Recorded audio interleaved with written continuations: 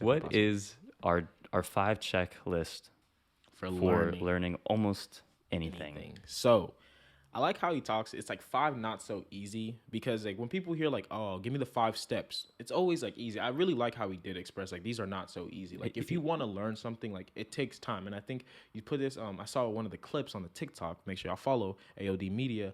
A clip that kind of blew up was like the amount of effort you put into learning. Like how well you know something is based on the amount of effort, right? Yeah. And so these 5 steps are not going to be just, oh, you can do these in like a couple months. Like it may take some time. This takes work. But this is you learning something to get better, to achieve a goal that's a lot bigger or greater that you've always want to achieve. So let's get right to it. Number one, the 5 calls it the 5 books of stupid. So when you first when you're first in the field, it's kind of difficult to truly understand and be able to talk to someone about it. And I know this from experience of trying to get into the world of finance and stuff. Like there's a lot of jargon. There's a lot of stuff you have to know, background knowledge. So he recommends to start off with 5 books to build your foundation. And so there's specific books you should read, because if you just jump in and read any type, like you might be put off, right? So number one, the first book he recommends is get a popular best-selling book. Like just literally Google the topic. If you wanted to learn about investing, just type top investing books out there, right? The number one, you look through a couple lists, find the number one, and you should read that, because that's going to be good introduction, pretty simple. Number 2, popular book, but more technical. So this one's a little bit more difficult, but still pretty popular. 3, set for your first semi-technical. So where now this is a bit harder for you to flip through. You're like, oh, okay, like it's a bit, a lot more jargon in there, but first semi-technical. Number 4, this is really where we're talking like close to a textbook, but not a textbook. If you want to go read a textbook, cool. Have Time, fun. effort, it's up to you. But this is more of a lot more technical book that would have put you off if you first like started off in the book. And then number 5, this book should be focused on the future. It's not necessarily the hardest to understand or read, but it's a little bit difficult to comprehend just because you're trying to look out in the future and predict. One thing before you go on, so you kind of started with the bestseller, right? And then they get progressively harder. Why would we order it like that? Like, why shouldn't I just jump into the hardest one? That's a great question. And it's because he talks a lot about dopamine in this book, right? And he talks about how you want to take how dopamine works in terms of like how it gives you, kind of dopamine's like a reward. When you do something, dopamine will reward you to say, hey, do that action again, right? So if you start with a very difficult book, you're going to be put off by it. You're going to be like, oh, like, dude, I don't even understand any of these words. Like, dude, like, oh my, like, so you're not going to get release of dopamine from reading that book and learning about that topic. So therefore, it's going to make it harder for you to want to continuously keep pursuing and researching that topic. So that's why it's really important to start lighter. And that's why in anything they tell you, like, start easy, get yourself into the groove of it, and then you'll fall into it. And one big thing he says is like, when you're reading these 5 books, you're reading it for the foundation. So it's okay if you don't like fully understand everything that you're reading at first. Just get through the book. But Ben has great he gives us a great lesson about how to take notes on this. And can you elaborate on that point? Yeah, there's he goes over a few things on how you should be taking notes, and we've talked about taking notes in the past, but there are 3 things that you should be jotting down when you're reading books or just typing or whatever. The first thing is the historical narrative. Okay, this is kind of like a timeline of what you're reading, and this gives you a really good idea of what's happened, like the history of it. And it also gives you a really easy way to sort out in your mind the different areas of knowledge within like a certain field or whatever you're learning, right? Mm-hmm. The second thing is terminology. Like Armel said, there's a lot of jargon.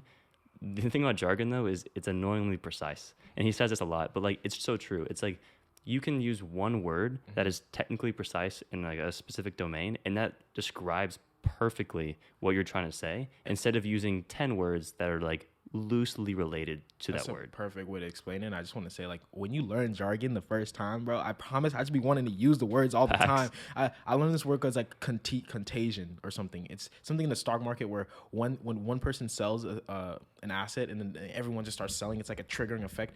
That word is just so like, it's, oh my, sorry, I just had a geek out about like when you learn jargon though, like you feel so smart and whatever. But again, you're not that smart, but it's great. Anyways, the last thing is things that excite you, and this is probably, I would say, the most important thing.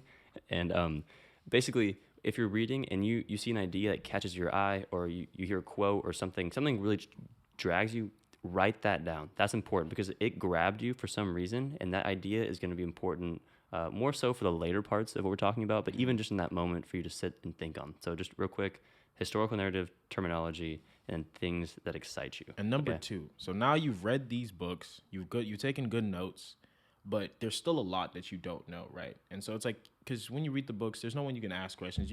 Questions are going to come up.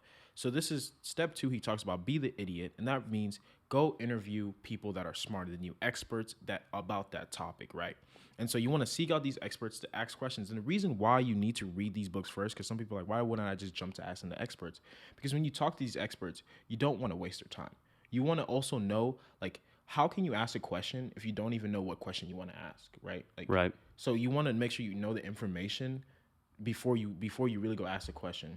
And also as a side note, if you're going and asking an expert a basic question that they wrote a book over, like they wrote Google a book over it for a reason, right? It's almost disrespectful to go ask them a question that they clearly tried to answer for everyone, for the public already. Okay, so go find the easy answers and then ask them the hard answers or the hard questions. And but so, keep going. Number one, like, and another thing, not number one, not everyone will have access to like top researchers. If you're in school, take advantage of the fact that you do have professors there. But if you're not and it's hard for you to get access to people, one, I would say still try to reach out, hit them up on LinkedIn, send out emails. You never know. Always try.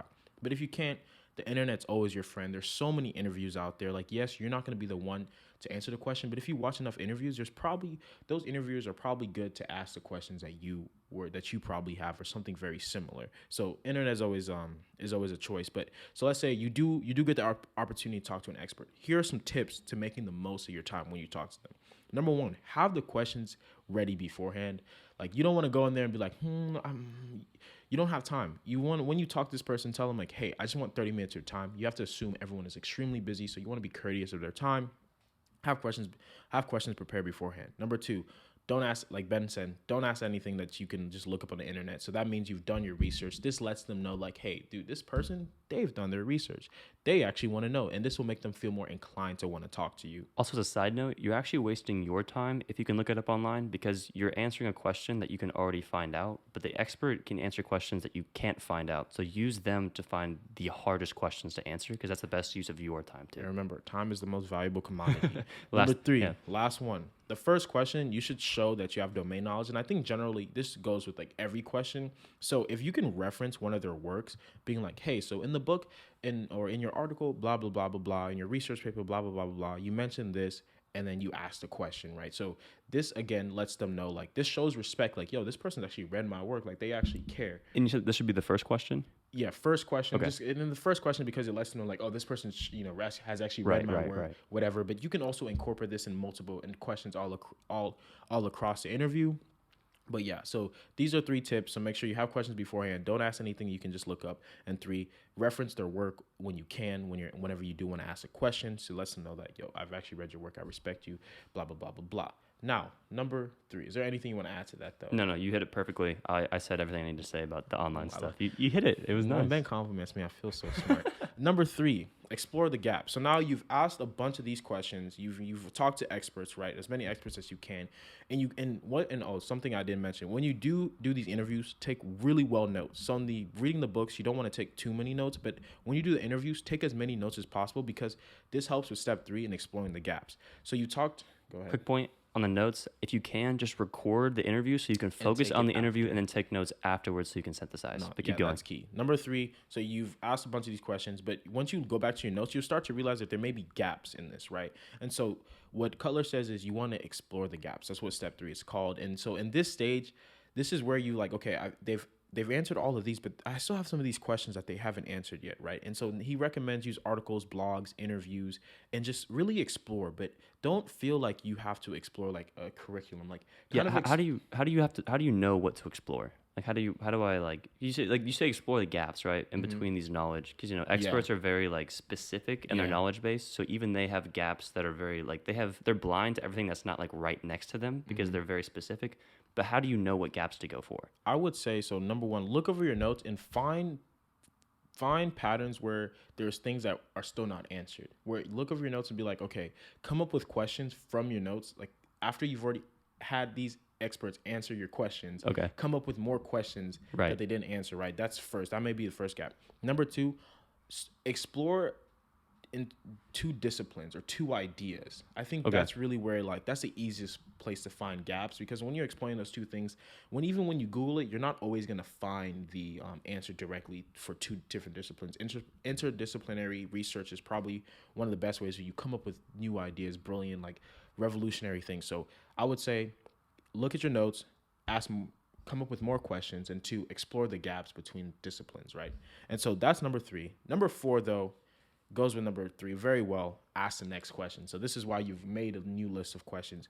So now you want to talk to more experts again, right? Or do more research and look for conflicting answers. But this is super, super, uber, duper important. You need to look at both sides of the party. Both sides of the party, both sides of the end, both sides of the fields, right? So one expert may say like this type of medicine, this type of nutrition is the best. Then you need to go to the complete opposite and say like, why do you think this is the best? Because then again, this is where you're gonna find even more holes, right? And you're just like, bro, are we ever gonna find the answer? No, Probably not. probably not. But that's not the point.